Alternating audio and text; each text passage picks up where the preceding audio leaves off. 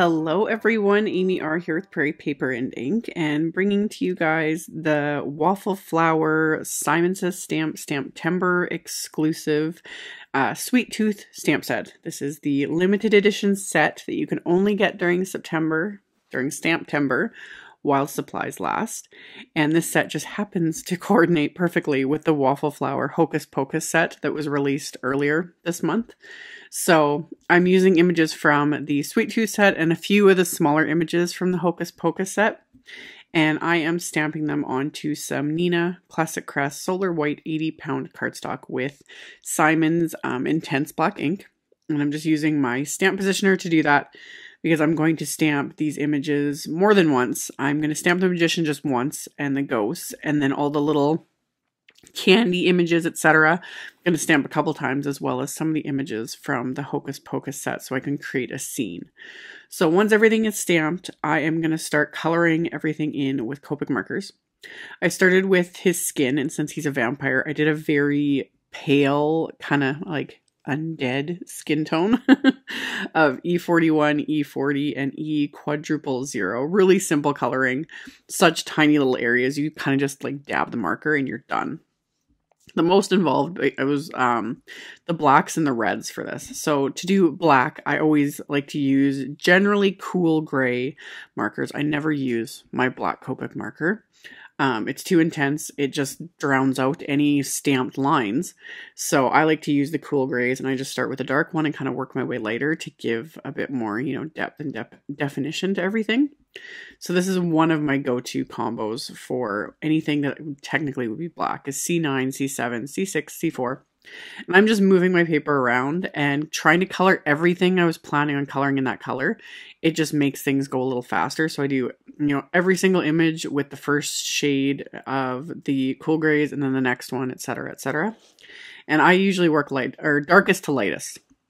I just find for me, it's a little bit faster, especially with small images. It's pretty quick and easy. I don't feel the need to go back and forth and really blend everything because it's small. It just kind of blends itself. So I did all of the, black areas. And then for the reds, I'm using R27, R24, and R22. These generally blend pretty well on smaller areas, but his big cape, once I start blending everything with the R22, it's not blending as nicely as I'd like. So rather than picking up the R24, you can just touch the tips of the markers and pick it up that way. But when I have large areas to blend, I like to just scribble a darker marker onto a glass surface like my glass mat, or an acrylic block, anything to pick up the color with my later shade of marker. So I'm just using the R22 and picking up that R24 that I scribbled on my glass mat. And then I just scribble off my lighter marker onto a piece of scrap paper or onto my glass mat there, cleans it off. And then to clean up my mat, you can either wipe it off or I'll use a little drop of hand sanitizer, cleans it up, we're good to go. So after I did all my reds, I'm going to start in with my yellows. Again, just like shifting my paper for each image so that I can just add in all that color. And of course, I've sped this up during the editing process. I always say this. I wish I could color this quickly. It would be so fun. Like some days it would just be nice to be able to color super fast.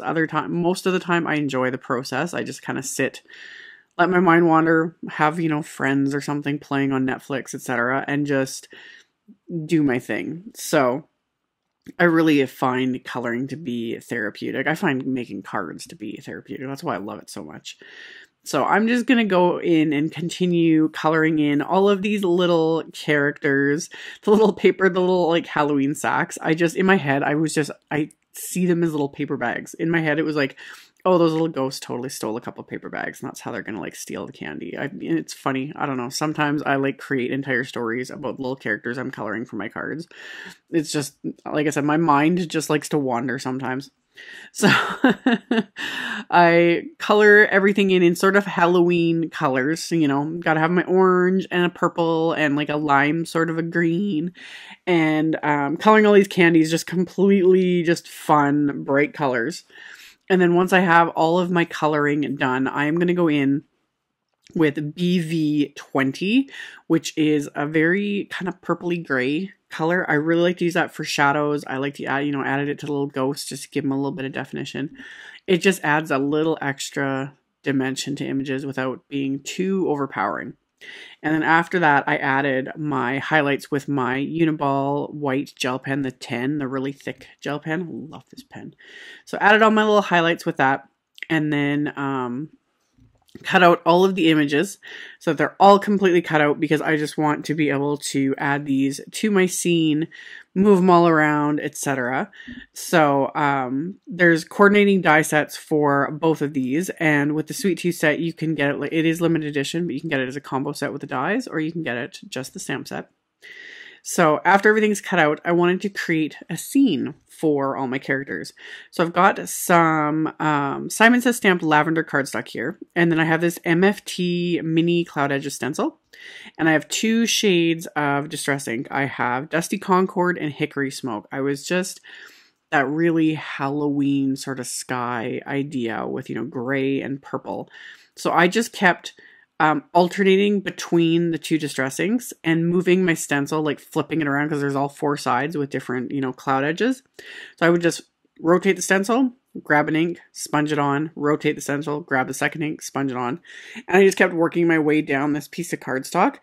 I'm not worrying too much if there's like streaks and whatnot. I like having a little bit of messiness when it comes to Halloween cards. It's just extra to me. So once I was happy with kind of the scene I'd created, I'm going to trim off the top because I wasn't happy with that part. And the black cardstock I die cut with Lawn Fawn Stitched Hills backdrop wafer die. And then I have to add some splatter. I have to. So I have some Picket Fence Distress paint here. So just a nice little white paint, and I'm just going to splatter that onto my background. And then I'm going to make sure that's completely dry, and then I'm going to splatter on Black Soot Distress paint. And both of these paints are permanent, FYI, so just make sure you clean your brushes. Any paint. If you're using any sort of acrylic type of a paint, make sure you clean your brushes like as soon as you're done. Don't let it dry, it will ruin your brushes. And then distress paint is permanent, so I like to protect my work surface. I like to just clean everything up as soon as I'm done. It only takes like a minute to clean everything up, and then, you know, I can get everything out of the way. So I got everything clean, got everything dry, adhered that to my black die cut cardstock here, and then I kind of assembled most of the elements just to give me an idea, and I wasn't sure where I was going to put my sentiment. So kind of assembled it. I actually took a picture of it with my phone just to remind myself where I put everything. And then I removed it all, and I just stamped one of the sentiments from the Sweet Tooth set onto the black panel with Simon's clear embossing ink, and then I'm using Simon's detail white embossing powder, melting that with my heat tool, and now I can get to assembling my little scene. So I'm just going to adhere everything into place with Simon's Craft Tacky Glue, except for my little magician. Him I'm going to pop up with some little 3D foam squares just to give him a little bit extra. So he's kind of popped up there walking along, tossing candy everywhere he goes. And I'm just like tucking everything kind of, you know, in the background. Has that little cat and the broom from the Hocus Pocus set flying in the background. That just kills me. I love the cats in that set. So tucked in the little pumpkins and the little candy all over the place. Just kind of sprinkled it pretty liberally because I'd stamped all the candy pieces like 3 or 4 times each. So adhered most of it to this card front, and this card front is A2 size, so it's going to completely cover my card base, which is heavyweight white cardstock. And I just adhered that to my card base with the Craft Tacky Glue as well. And then on the inside of my card, I wanted to adhere the remaining images that I had, as well as stamp a sentiment, the sentiments from the Sweet Tooth set. And then I was going to stamp this little spider web image from the Hocus Pocus set, and I messed it up and didn't stamp it very well at all. And I was like, I am not redoing this. I don't even want to try pulling the, you know, card front off because I'd already adhered it. So I just re-inked the spiderweb stamp multiple times. I would stamp it off a couple times here and there just to get lighter images, and just kind of did a very messy. It's like a whole bunch of cobwebs going on here. So just stamped a whole bunch of them to kind of cover up the fact that I messed up and I really wasn't happy with it. So I got it all stamped and created a cluster, and I was like, okay, this I can work with. So I stamped the little spider from the Hocus Pocus set and adhered the one I'd colored. And then all my other little elements from the Sweet Tooth set, I just kind of adhered them partially over the webs as well, just kind of cover them. So this one's like, you know, I think he got a hole in the bottom of his bag, so all his candy's falling out. He's going to have to go back after it. And one of the bats, or the spider, is pulling one of the candy. So just fun little things. And then because these letters were open, I couldn't not color them. So I just quickly colored them very lightly with this, the Copic markers. If you don't press too hard and don't add too much, it won't soak through the back. I don't mind if it does anyway, but I just did it very light just to fill it in. And that's going to finish off this card. So there will be links below the video to Simon's blog post with info about STAMPtember and this limited edition exclusive set. So check that out below if you're interested. Thank you all so much for watching and subscribing and thumbs upping this video. And I hope to see you all very soon in another one. Bye!